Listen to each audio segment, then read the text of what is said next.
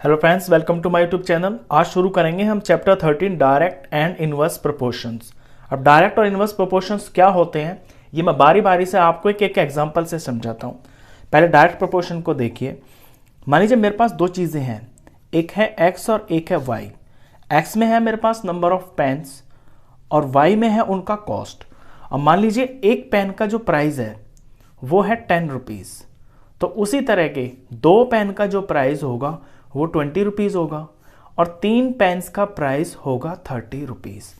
अब यहाँ आप देख रहे हैं कि एक्स और वाई के बीच में रिलेशन क्या चल रहा है।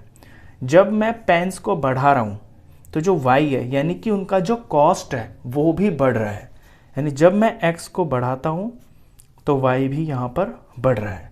या मैं इसे उल्टा देखूँ, 3 पेन से मैंने 2 पेन कर दिए तो इनका प्राइस भी घट के 30 से 20 हो गया।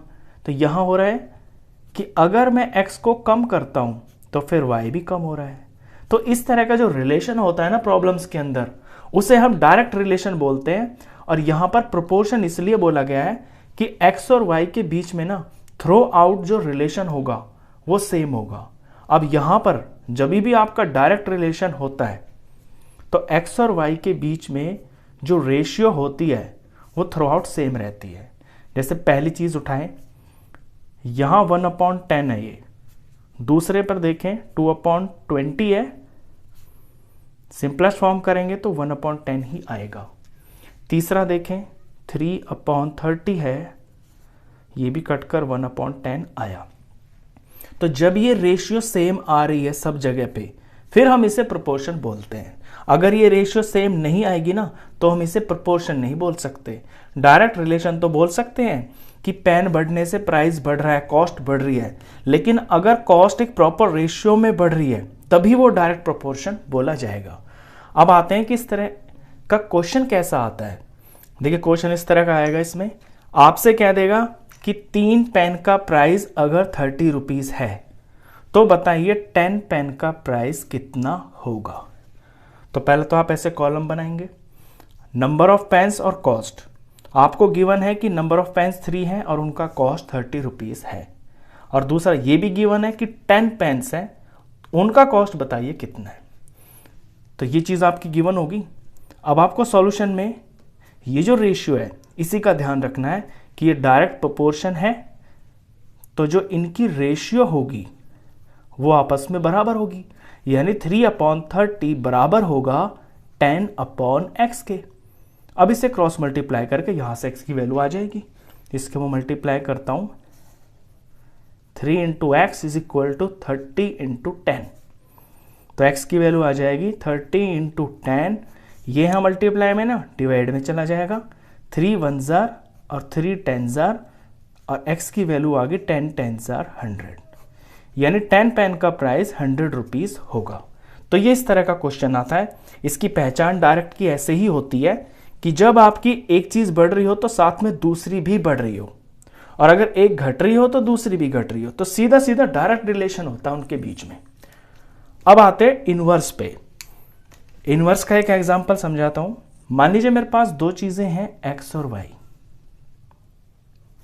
एक्स में है मेरे पास नंबर ऑफ किड्स यानी कि बच्चे, और वाई में मैं ले रहा हूं नंबर ऑफ टॉफीज। अब प्रॉब्लम यह है कि मेरे पास 20 टॉफीज हैं टोटल। इन 20 टॉफीज को मुझे बच्चों में बांटना है और वो भी इक्वल इक्वल। तो अगर एक ही बच्चा है तो सारी की सारी 20 टॉफीज उसको मिल जाएंगी। फॉर एग्जाम्पल मुझे एक ही बच्चा मिला, मेरे पास टोटल टॉफीज हैं 20, मुझे एक ही बच्चा मिला तो मैं सारे 20 टॉफीज उसी को दे दूंगा, उसी को मिलेंगी।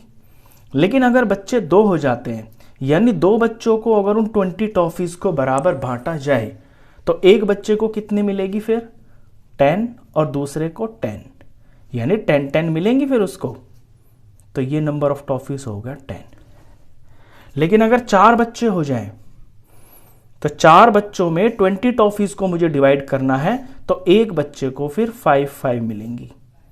हो गया ना, ये 4 बच्चे हो गए, 5 5 5 5 टोटल होगी 20 टॉफीज, तो फिर 5 टॉफी मिलेंगी। अब यहां प्रॉब्लम में आप एक्स और वाई के बीच में रिलेशन देखें।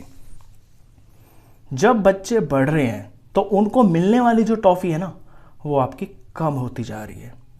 यानी जब एक्स बढ़ रहा है तो जो वाई है ना, वाई की जो वैल्यू है वो कम हो रही है, यानी उल्टा हो रहा है।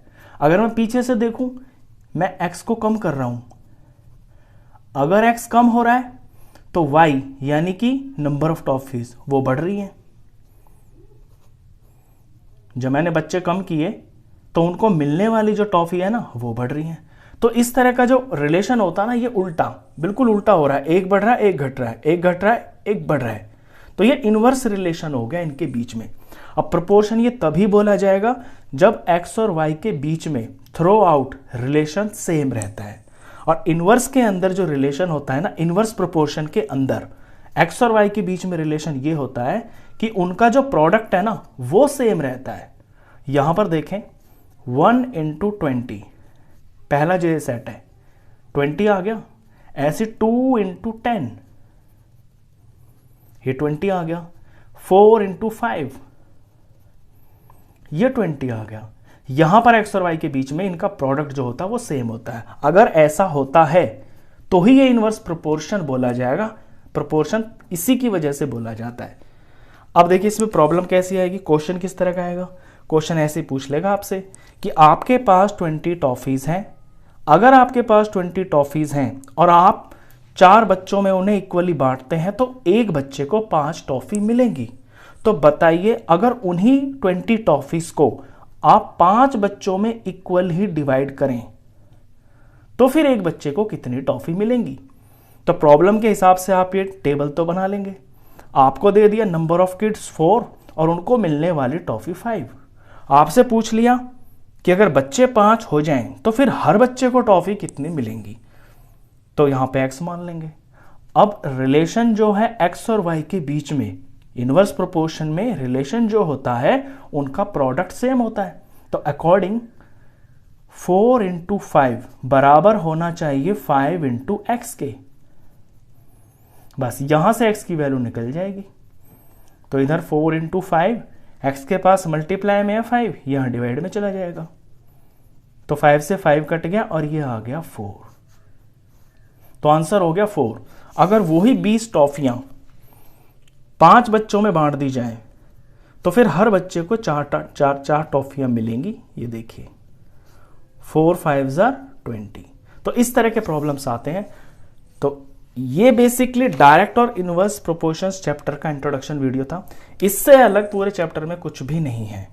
तो आई होप आपको इंट्रोडक्शन अच्छे से समझ में आया होगा। इसके आगे क्वेश्चंस हैं, उसके लिए हम मिलते हैं नेक्स्ट वीडियो में। तब तक के लिए गुड बाय।